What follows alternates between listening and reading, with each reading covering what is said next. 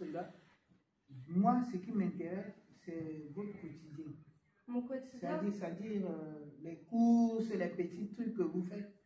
Est-ce que vous faites attention? Comment ça se passe? Alors moi, je fais attention aux courses. De toute façon, j'ai pas le choix. Parce que, alors, ce qui est assez drôle en plus, c'est que ça fait 1 an que j'ai fini mes études, donc 1 an que je travaille vraiment et que je m'assume à 100%. Donc j'ai vraiment la bifurcation entre la précarité étudiante et le commencement dans la vie.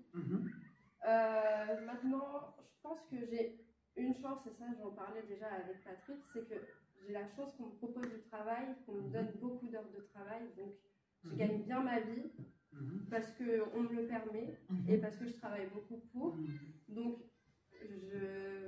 quotidiennement, je peux m'en sortir parce que du coup je paye à peu près en moyenne 600 € de loyer.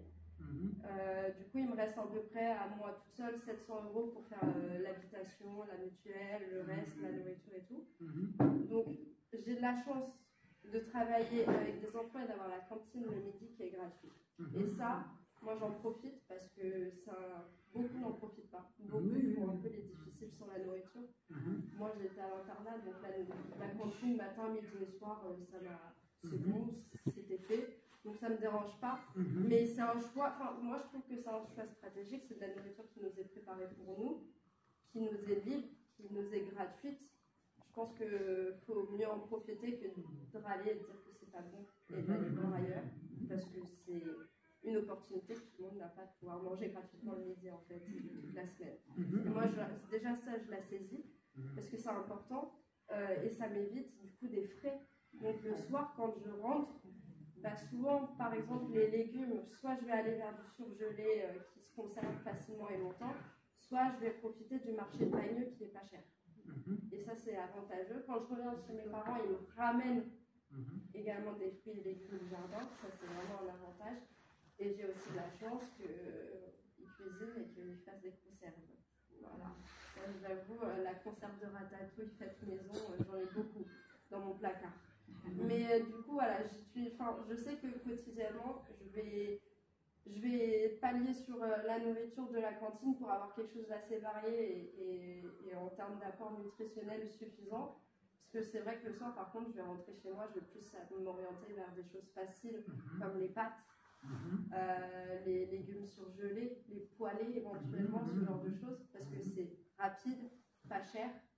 Et que derrière, il n'y a pas 36 000 vaisselles, enfin, c'est tout un confort de vie en vrai qui va avec. Mais du coup, ouais, c'est vrai que par exemple, je ne pourrais pas me permettre de commander comme certains vont le faire à gogo ou autre, parce que c'est ce qu'on voit des étudiants. C'est ça, c'est que cuisiner, c'est-à-dire à la maison, prendre le temps de parce cuisiner. Que d'un autre côté, quand par exemple j'ai pas le temps de m'organiser et de faire bien mes courses, si je décide d'inviter des gens à la dernière minute et que je vais au Franprix du coin, juste pour un gâteau au chocolat, à la fin j'en ai pour 16 € de course, alors que dedans j'achète farine, œufs, beurre, chocolat, 16 €.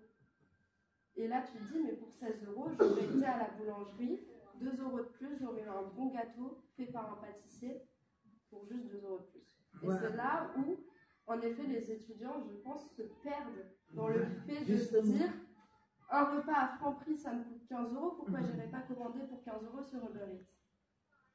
Et du coup, c'est un cercle vicieux parce que Uber Eats, c'est pas si économique qu'on le pense.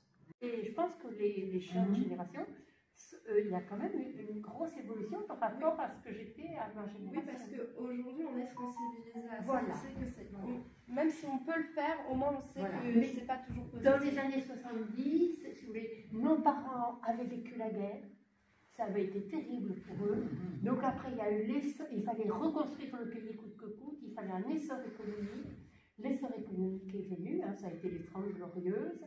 Donc il fallait consommer et on trouvait tout ça très bien, on ne se posait aucune question. Mais la vie était moins chère quand même. Ah, la vie était chère. Non, la vie était chère, mais on pensait que c'était bien de consommer. C'est cher ou c'est moins cher? Non, c'était cher, mais c'était bien de consommer. Par rapport à maintenant. Parce qu'on faisait marcher le commerce et il fallait faire marcher la machine. Ah bon? Ah oui. Ah, bon, oui, par rapport à maintenant. Ah oui, il fallait faire marcher la machine. Au contraire, c'était une qualité de faire marcher la machine. Plus on consommait, consommer. Ça Mais on faisait une s'était. économie. Et maintenant, on dit arrêtez. Mais si vous dites aussi faut arrêter de consommer, ça veut dire qu'il y a des entreprises qui vont décliner.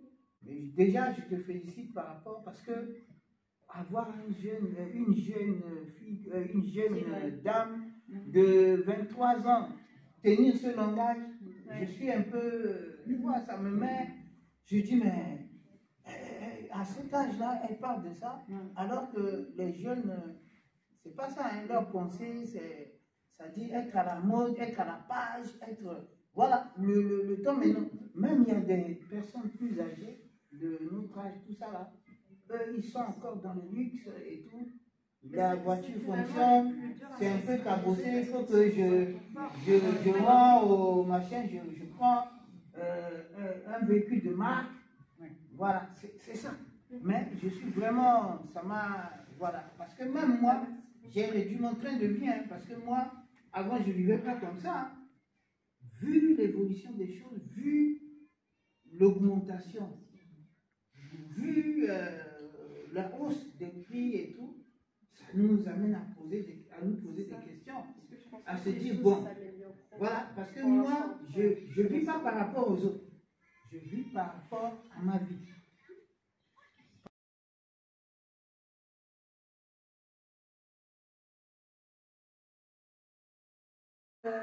Et puis, j'ai connu le Secours catholique il y a un an, j'ai été invitée à une fête après-midi, donc j'y suis restée, ça m'a plu, j'y suis restée. Et de mon métier, je suis gardienne d'immeuble. Donc je suis amenée à côtoyer beaucoup de gens, et gardienne d'immeuble en HLM. Mais dans l'HLM où je suis, il y a des gens qui ont eu des belles professions, qui sont maintenant à la retraite, donc j'ai des jeunes, des moins jeunes, mais des gens qui ont des moyens, des gens qui n'ont pas de moyens. Donc moi, j'essaye de les aider avec ce que je peux. EEV. Et c'est un logo jaune. Mais vous pouvez aussi le donon.org. Et ça, bah, vous allez dessus, vous mettez où vous habitez, vous mettez la périphérie que vous voulez autour de chez vous, par exemple 4 km, 5, 10, 20, 30, et vous proposez des choses. C'est des gens comme nous qui proposent des choses. Ça peut être un bouchon, ça peut être une bouteille, ça peut être des vêtements, ça peut être une poussette, ça peut être plein de choses en fait. C'est plein. Et vous donnez aussi. Alors après, le début, c'est... tu connais ça? Après, au début, vous donnez et vous gagnez ce qu'ils appellent des bananes pour pouvoir prendre. Mais le système a changé. Comme le sel. Comment? Vous ne connaissez pas le sel? À l'époque, il y avait le sel, SEL. Oui. C'était un peu d'échanger derrière. Oui, voilà. Mais là, maintenant, il y a exclusivité, mais quand ça fait longtemps que le produit est dessus, et ben, en fait, vous n'avez même plus besoin d'utiliser vos bananes, c'est gratuit. Derrière l'église des Stanislas à Oblagi, là, à Sceaux, et on fait un thé café. Donc, je propose du thé, du café, on discute, et puis ça démarre. Ça démarre. C'est la locomotive à vapeur en ce moment. Donc, j'essaye d'agrandir, de recevoir du monde, et puis qu'elle me donne des idées. Moi, je fais du tricot, du crochet. Il y a une dame qui doit venir pour nous apprendre à faire le truc basique de la couture. Après, il y en a une autre qui doit venir pour nous faire de la relaxation. Il y aura des temps de lecture liturgique aussi. On essaye avec nos idées, nos moyens, puis d'agrandir le groupe. Là, vous avez un local pour ça? Oui, on a les locales derrière. On a la chance avec le prêtre là-bas. Il nous passe le local. Ouais, le Père Michel, il nous passe le local une fois par mois. En tout cas à moi. Après, quand on se réunit tous aussi, c'est pareil. On se réunit là-bas. Mais dans le groupe, on a donc déjà le thé café qui s'est créé avec la couture au lac. Et par la suite, on a visite aux personnes âgées, visite aux personnes isolées, des sorties qu'on voudrait faire avec parents-enfants. Donc on essaye d'agrandir et de faire d'autres choses. Une fois par mois, je fais un atelier où en fait c'est thé café. Comme hier, je l'ai fait hier. Et il y avait Patrick, il y avait des copines, parce que moi j'ai beaucoup de copines en fait. On se retrouve tous les jours au café, on parle et on parle, on dit du mal de l'autre, du mal de l'autre. On parle de la vie et du beau temps. De 14h à 15h30. Voilà, tous les deuxièmes samedis du mois. Tu rencontres tellement de gens dans le quartier, tu parles tellement à tout le monde. Ouais. Mais pourquoi tu fais tout ça? Parce que ça me plaît, j'aime bien aller vers les gens. C'est tout? Oui, et puis il y a un but, tu connais d'autres personnes, je sais pas moi, tu arrives à rencontrer des gens merveilleux. Après, des fois, tu dis bonjour à quelqu'un, les gens, oui, bonjour, mais bof. Ou alors, ils ne te répondent même pas. Et puis demain, tu repasses devant la personne, tu dis bonjour, là, il te sourit. Et puis après, tu engages une conversation. Et puis là, tu sais ce qu'elle a fait ou ce qu'elle n'a pas fait. Puis après, je l'invite à venir à l'atelier pour devenir bénévole, en fait, avec ses idées, et puis pour agrandir notre activité et puis notre association. En fait. Et notre groupe, il s'appelle comment? Tous ensemble. Tous ensemble. C'est derrière les bungalows à Sceaux. Tous ensemble. Il y a le centre des Blagies.